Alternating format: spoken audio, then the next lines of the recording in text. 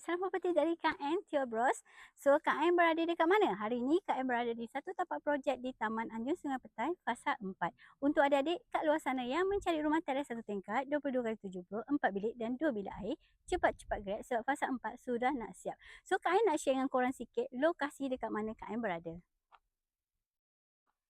Okey, tara! Kalau korang tengok kat sini adalah rumah fasa 4 yang mana tertanya-tanya rumah fasa 4 ni tengah buat ke atau apa. So, rumah fasa 4 ni dah siap.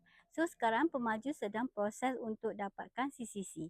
So, kalau korang yang berminat nak cepat masuk rumah, korang cepat-cepat grab. Di samping itu, dekat tapak projek yang Kak Ain share sekarang ni adalah projek baru. So, nak tahu projek baru? Korang kena follow Kak Ain, jangan lupa. Okey, korang tengok Kak Ain kat sini kan. Okey, macam Kak Ain war-warkan tadi, kat sini adalah saiz rumah 22 kali 70. So, cepat-cepat grab, jangan lambat sebab sekarang pinjaman yang bank tawarkan kepada korang adalah 100% plus. So, nak tahu apa plus, kena follow Kak Ain, jangan lupa.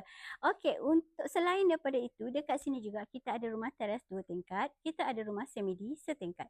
So, untuk adik-adik yang mencari rumah pertama, jangan lupa DM Kak Ain.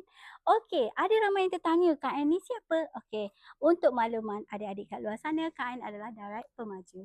Okey, jumpa lagi di lain masa, di lain ketika. #salam property. Bye-bye.